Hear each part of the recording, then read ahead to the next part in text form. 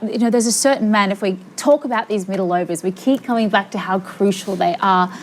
Tauhid Hidroy, the way that he has been attacking the middle overs, he's actually got the third best strike rate in the middle phases of this T20 World Cup, which is incredible to see. He sits third there behind Aaron Jones and Andres House from the US of A. Who'd have thought that would have happened before this tournament began? But striking at 147.8, Marty, how crucial a cog is he in this batting lineup of Bangladesh? Yeah, I think he's massive for them.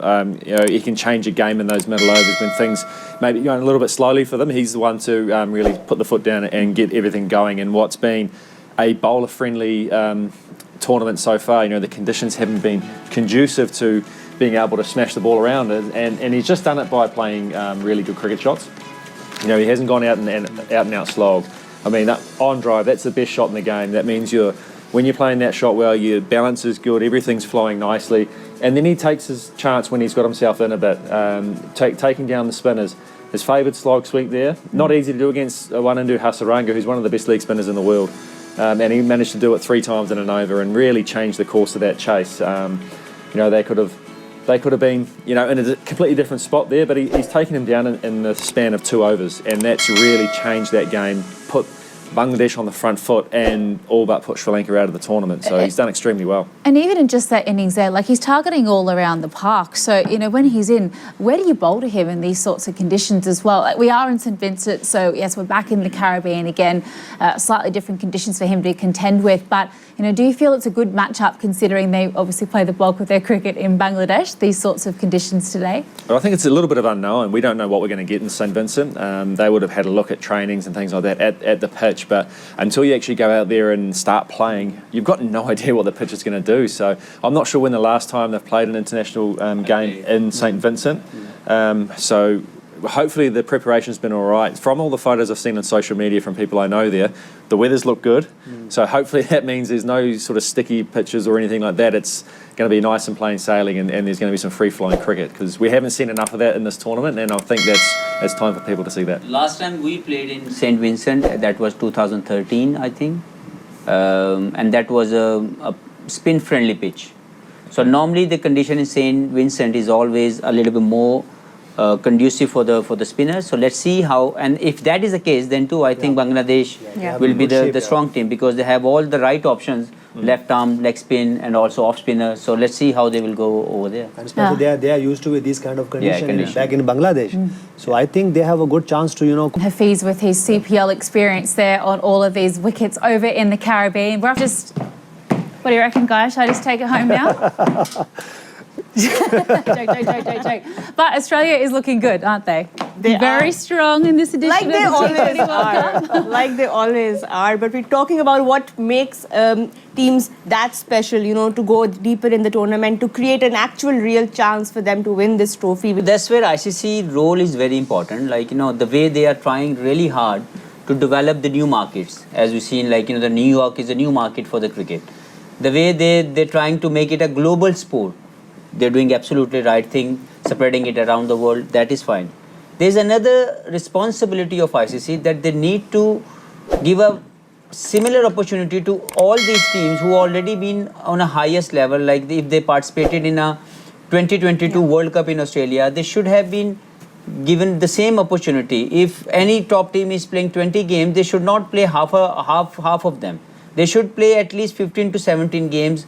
They should make sure that all these teams like Netherlands, Ireland, these teams who already played that last tournament, they should have given the same opportunity. So the playing game together should not be something where they are missing that part. So that is, I think, the ICC should look into this, that how they can also contribute or distribute those matches within those associate members, where they should also be equipped enough or ready enough to take these, ICC events whenever they are being included into it. And we all know that exposure in the international stage, up against the best players in the world, in and around with the best players in the world, that is how you learn and how you grow. And I think that the associate nations, which, I actually don't even like calling them that now, because the underdogs have really come to play in this edition of the tournament, Eunice. I think that should be, real encouragement for ICC to say, hey, there's been no bad games this competition. Everyone has come and they've stood up. They've challenged the best sides. Even think back to PNG taking on the West Indies, and we've seen now it's proven how well the West Indies have been performing against the other big nations. And how well did they play, Eunice? They really stood up and played out of their skin. So, no excuses. I think more international cricket for all of these associate nations, 100%, because, there really hasn't been any games that haven't been worthy of being a part of this T20 World Cup so far. And it's been wonderful to see, and wonderful to see the growth. And I have a solution for that. Why not similar kind of like a champion trophy? They have something like before the T20 World Cup. So all the nations can gather, they are coming into the World Cup by qualifying through the qualifiers. With that, not qualifier, every team should play at that kind of cricket. Because, with the Test Championship, they have all year you can play with them. They and then you decide. And then the points add up, and then you... Same like with 50-over World Cup. Before that, they have a champion trophy.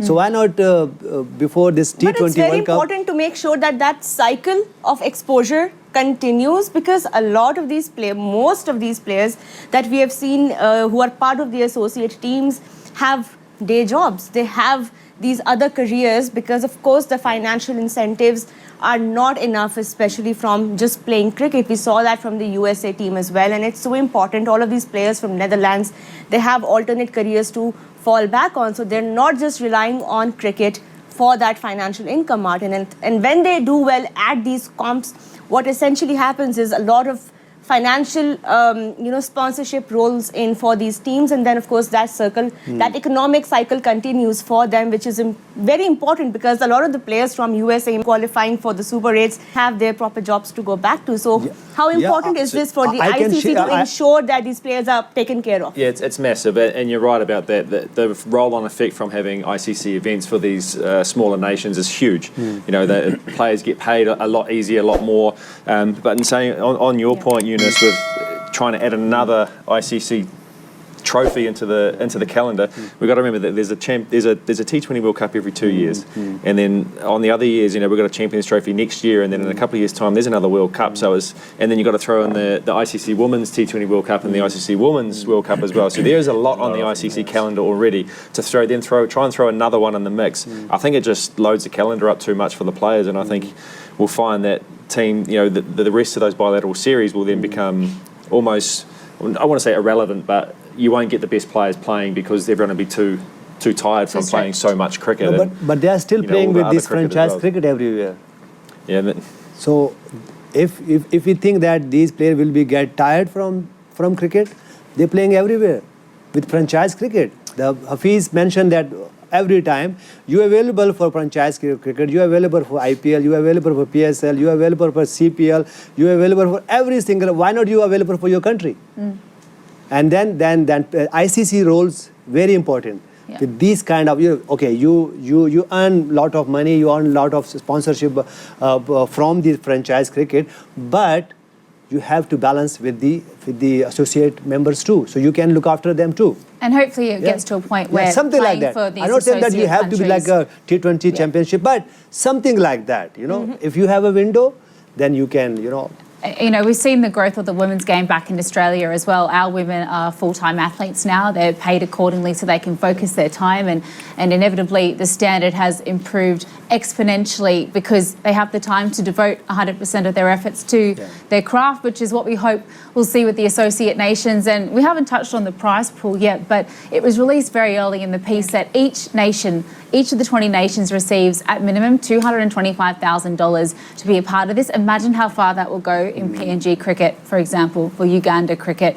It's a massive amount of money, and it's wonderful to see that they did say yes to including those extra teams this year. And as we keep reiterating, Roha, every game has been a contest. There's been no easy games, and there's been plenty of upsets. So it's been a really wild ride, out of this world, as we always keep saying, this edition of the tournament. We've talked about this game, the importance of winning, especially now for Bangladesh, and it's so important because they came so very close against South Africa.